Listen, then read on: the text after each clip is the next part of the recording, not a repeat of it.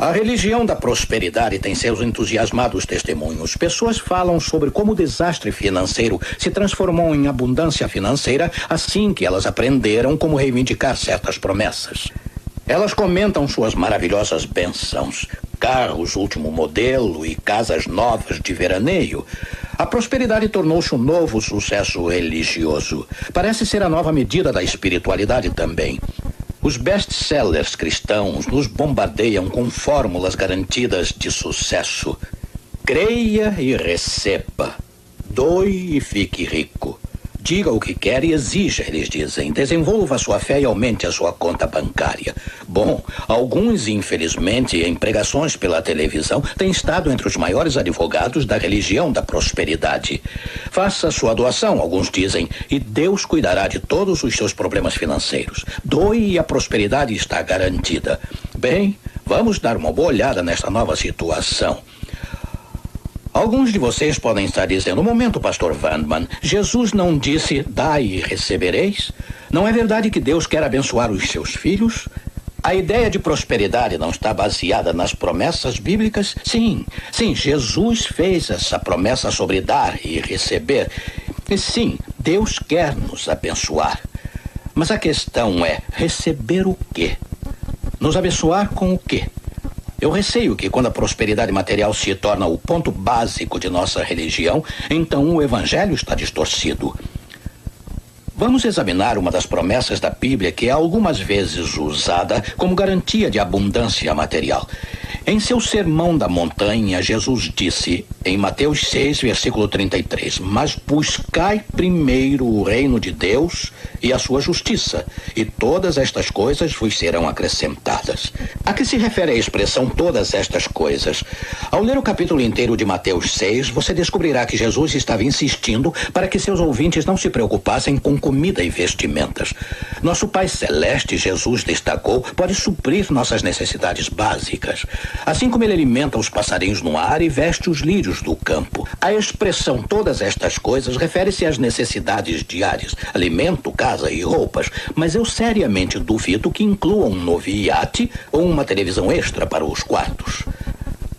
Agora, é verdade que Deus nos abençoa quando buscamos primeiro o seu reino, mas a bênção prometida é esta, nossas necessidades serão supridas. É verdade que as escrituras prometem abundância àqueles que dão, mas abundância na Bíblia tem um sentido mais amplo do que simplesmente muito dinheiro. A vida genuinamente abundante centraliza-se nos relacionamentos de amor, no trabalho significativo e em um lar feliz. Também inclui sacrifício de vez em quando, e sim, pode incluir prosperidade material. Deus pode escolher abençoar algumas pessoas. Existem pessoas que têm o dom para usar sabiamente as finanças para ajudar os outros. Conheço homens e mulheres cristãos que Deus chamou para trabalhar para ele através de sua prosperidade. As riquezas podem ser uma bênção, mas a falta de riquezas também pode. Existe o chamado para uma vida simples também. Há lucro nisso também. O próprio Jesus descobriu que mesmo a pobreza atendia aos seus propósitos muito bem. Com certeza, não somos todos chamados para ser ricos. Não somos todos chamados para buscar a prosperidade para que assim possamos doar mais. Estejam certos, geralmente não funciona desse jeito. A imensa verdade é que a riqueza raramente inspira generosidade. Recentemente, 2 igrejas decidiram amparar famílias de refugiados. Uma delas era próspera, mas seus membros tiveram muita dificuldade para levantar dinheiro. Eles tiveram que recorrer a jantares e a lavagem de carros para juntar o dinheiro necessário. A outra igreja tinha bem pouco do que chamamos prosperidade. Mas ela não promoveu nenhum evento para levantar fundos. Os membros foram simplesmente informados da necessidade e todos contribuíram. O dinheiro necessário foi logo totalizado.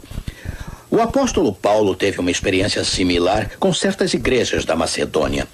Foi solicitado a elas que fizessem uma coleta para os cristãos da Judéia. E eis exatamente o que Paulo informou. Encontra-se em 2 Coríntios, capítulo 8, versículo 2. Leiamos, portanto, o texto. Os irmãos dali têm sido muito provados pelas dificuldades.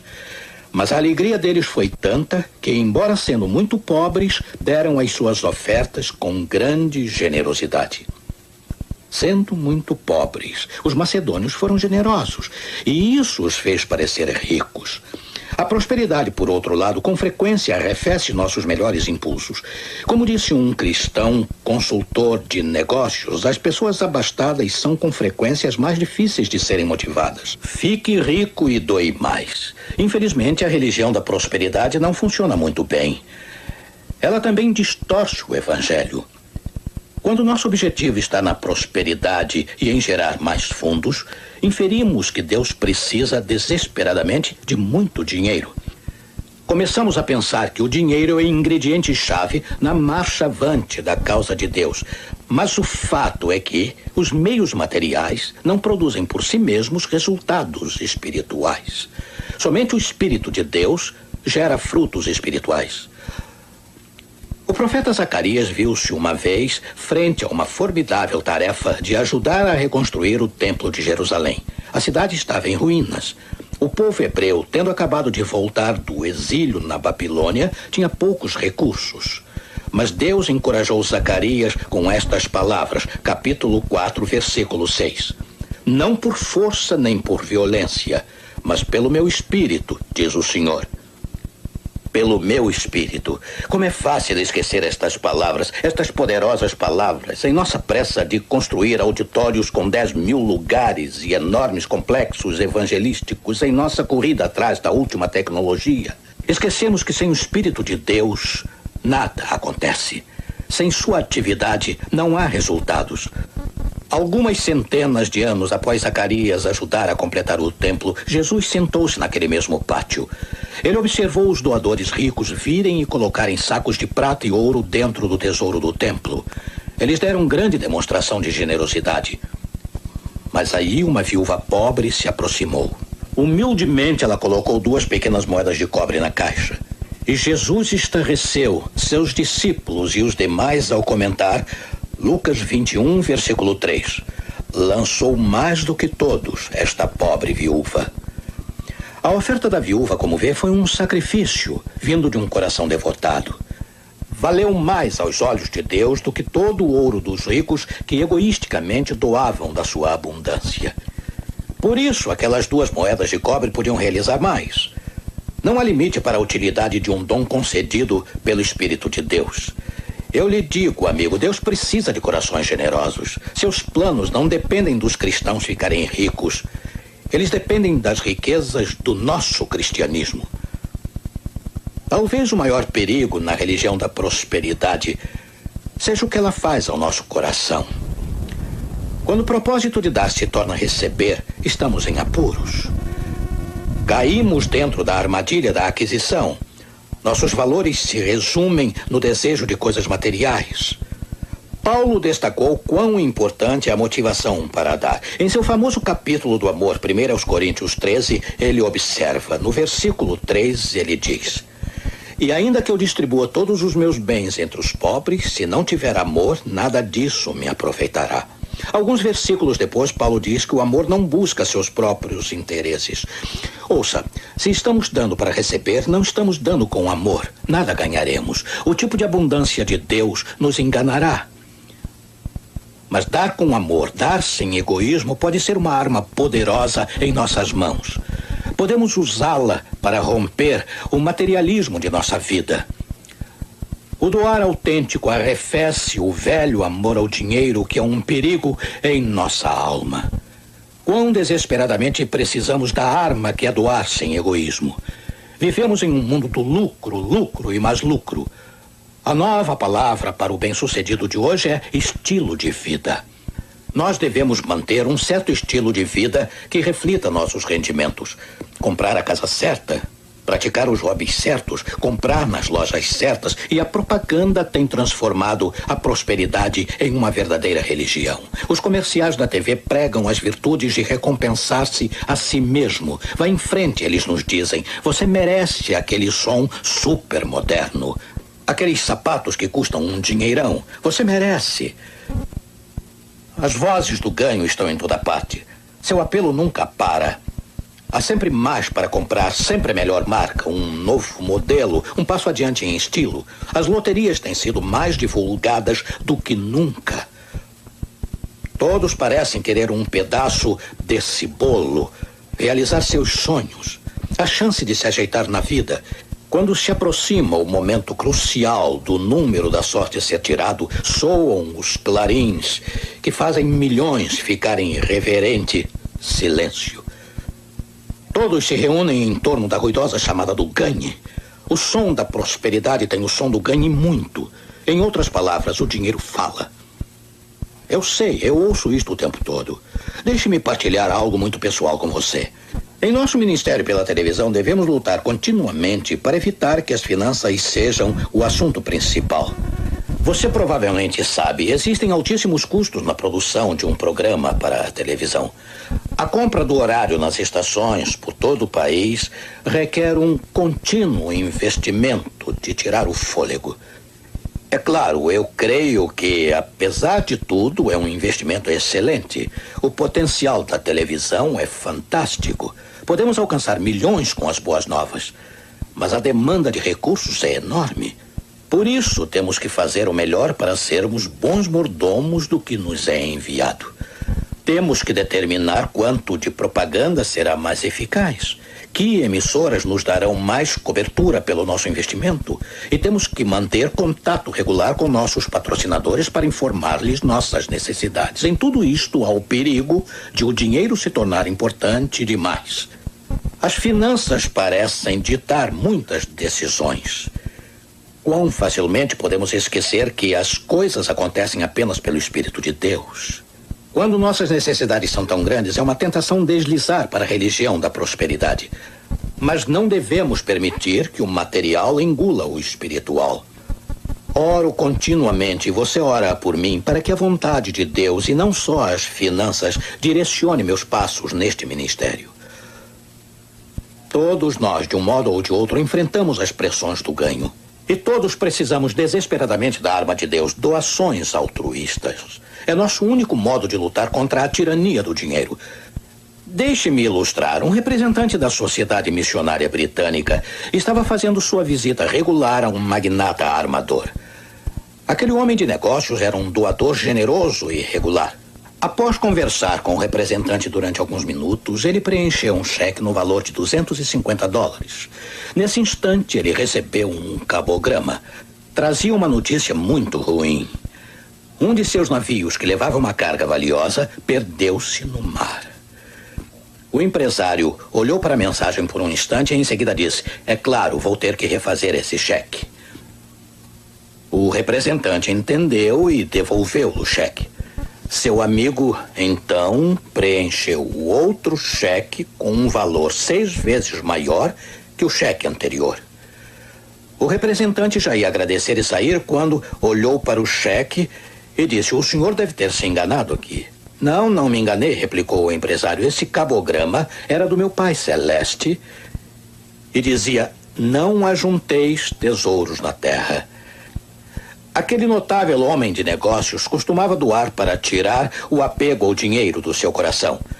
Justo quando ele estava sentindo a perda de um grande capital, justo quando ele estava sentindo mais forte o impulso de poupar e lucrar, ele preferiu usar a arma da contribuição. Ele preferiu pôr em segurança os seus tesouros no céu.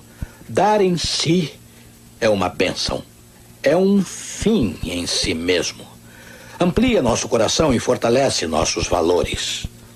O dar sem apego não fica esperando uma restituição divina. É feito para atender à necessidade do próximo. Paulo nos diz em 2 Coríntios 8, no versículo 7, "Em tudo vocês mostram que têm mais do que os outros. Queremos também que façam mais do que os outros." A graça de dar. Eu gosto disso, você não? Watchman Nee era um homem abençoado que excedeu na graça de dar. Quando trabalhava na cidade de Fuzhou, este jovem pastor chinês recebeu um convite para realizar uma série de reuniões em Xiannou. Essa cidade fica a 200 quilômetros rio acima. A passagem do barco custava pelo menos $80 e Nee tinha apenas 30 no bolso. Mas ele sentiu que suas despesas seriam pagas, e assim ele aceitou o convite. Naquela semana, Ni ficou sabendo que um irmão cristão precisava urgentemente de dinheiro. Ele queria ajudar, mas sabia que não tinha ainda nem o dinheiro da passagem. Entretanto, Ni não conseguia tirar da mente a necessidade do irmão. Deus parecia estar lembrando a ele. Assim, no dia anterior à sua partida, Ni deu $20 ao homem. Na sexta, o jovem pastor atravessou de balsa até as docas com apenas $10 no bolso. Ninguém havia lhe enviado nenhum dinheiro para as despesas. Dentro da balsa, Ni orou, dizendo: Senhor, não estou lhe pedindo dinheiro, mas apenas que me leve até Xianou. Ao chegar nas docas, Ni foi abordado pelo dono de um pequeno barco a vapor. O senhor está indo para Yanping ou Xianou? O homem perguntou. Para Xianou, Ni respondeu. Então venha comigo, eu vou levá-lo. E por quanto? $7. Ni mal podia acreditar. Quando levava sua mala a bordo, ficou sabendo que o barco estava a serviço do município, mas o dono às vezes tinha um lugar vago que podia ceder a um passageiro e ganhar um dinheirinho extra. Ni fez uma viagem tranquila e agradável rio acima até Xianou. Durante 2 semanas ele pregou na cidade, exercendo um impacto sobre muitas pessoas. Ao final das reuniões, ele teria que enfrentar a longa viagem de volta, agora com apenas $1,20 no bolso. Os outros missionários em Xianou teriam um grande prazer em ajudar, mas Ni não contou a ninguém sobre sua necessidade. Ele tinha plena convicção de que Deus resolveria à sua maneira. Antes de chegar às docas, o jovem pregador foi alcançado por um mensageiro que trazia uma oferta de um de seus amigos. Esta foi mais do que suficiente para pagar as despesas, especialmente porque o mesmo barco de frete estava lá nas docas com a mesma vaga disponível. Watchman Nee iria se lembrar daquela viagem a Xianou pelo resto de sua vida. Ele tinha dado muito e havia recebido muito mais. Mas não foi o retorno financeiro que Nee apreciou. Foi a emoção de cooperar com Deus, de ver a sua mão atuando. Nee não deu nem adquiriu riquezas. Ele deu e adquiriu uma rica fé. Ele tinha a maravilhosa certeza de que Deus atenderia às suas necessidades. Existem 2 filosofias antagônicas que temos que enfrentar todos os dias. Uma diz: agarre tudo o que puder. A outra diz: exceda na graça de dar. Uma promete abundância material e nos manda possuir mais e mais. A outra oferece as riquezas da generosidade graciosa de Deus e nos manda prová-lo mais e mais. A religião da prosperidade jamais obterá o bastante, mas o modo de dar é sempre perfeito. Portanto, como podemos fazer para não cair na armadilha do lucro?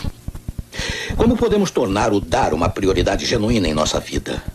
Os hebreus nos mostram um modo excelente de fazer isso. Eles tinham o costume de dedicar o primeiro de tudo ao Senhor. O primeiro filho, os primeiros frutos de uma safra, as primeiras ovelhas de seus rebanhos. Isto ficou conhecido como o dízimo e fazia parte da lei mosaica. Levítico diz, no capítulo 27, versículo 30... Também todas as dízimas da terra, tanto do grão do campo como do fruto das árvores, são do Senhor. Santas são ao Senhor. Dízimo, na verdade, significa a 10ª parte. O povo de Deus dava 1/10 de seus ganhos materiais a Deus. O ponto-chave é que isto era retirado do melhor. Era a primeira coisa a ser separada na época da colheita. O dízimo não era a sobra dada a Deus. Não eram os restos. Eram as primícias, o melhor. Dar 1/10 do que ganhamos para Deus coloca nossas posses na perspectiva certa. Não são apenas meios para um fim. O dízimo é uma bandeira que erguemos sobre tudo o que ganhamos. Nos faz lembrar que tudo pertence a Deus, que tudo é para ser usado para a sua glória. O dízimo é o ponto de partida de tudo aquilo que damos. Ele nos ajuda a dar consistentemente. O apóstolo Paulo, em suas cartas, nos lembra das bênçãos da contribuição sistemática. Enquanto encorajava os coríntios a darem uma generosa contribuição para os crentes necessitados na Macedônia, ele disse em 2 Coríntios, capítulo 9, versículo 6: E isto afirmo: Aquele que semeia pouco, pouco também ceifará. E o que semeia com fartura, com abundância também ceifará. Descobri que isto é verdade. Você não? O dízimo é um meio para nós ceifarmos generosamente de maneira regular. Pode parecer envolver risco, mas eu descobri que o doar sistemático traz algumas das aventuras mais satisfatórias da vida. Jamais esquecerei o ano em que cursava a universidade tendo esposa e um bebezinho, quando enfrentamos graves problemas financeiros. As coisas estavam apertadas, mas jamais deixamos de devolver a Deus os 10%. Um dia, minha esposa estava usando o seu último par de meias e eu tive que dizer a ela que havíamos gasto o nosso último centavo. Tudo o que podíamos fazer naquele momento era orar a respeito. Mas na manhã seguinte, na caixa do correio, havia um pacote contendo 3 pares de meias. E sabe, não sabíamos quem as tinha mandado. Mas algum tempo depois, lá no Canadá, alguém se aproximou de mim após uma reunião e disse: fui eu que enviei aquele pacote. Senti que vocês necessitavam daquilo. Maravilha. Bem, foi uma coisa pequena, mas através dos anos eu tenho visto muitas maneiras em que Deus nos tem ajudado de modo generoso. Dar o dízimo tem sido uma experiência maravilhosa e edificadora da fé em minha vida, e eu detestaria que alguém perdesse tal experiência. Portanto, eu o convido a entrar em sociedade com Deus. Comece a sua aventura na fé em dar o dízimo. Abandone a religião do lucro e experimente as bênçãos do doar sistemático. Eu creio que você adquirirá uma rica fé, experimentará a abundância espiritual e Deus suprirá todas as suas necessidades. Vamos orar. Querido Pai, obrigado por ser tua generosidade para conosco. Obrigado pela segurança que temos em tuas promessas. Ajuda-nos agora a sermos generosos contigo. Por favor, ajuda-nos a exceder na graça de dar. Não queremos ficar presos pela religião do lucro. Queremos investir nossos recursos e nossa vida em tua causa, sem qualquer exigência. Obrigado por receberes e abençoares nossas ofertas. Em nome de Jesus. Amém. E chegou o momento de dizer até logo a todos, mas lembre-se, está escrito: não só de pão viverá o homem, mas de toda a palavra que sai da boca de Deus.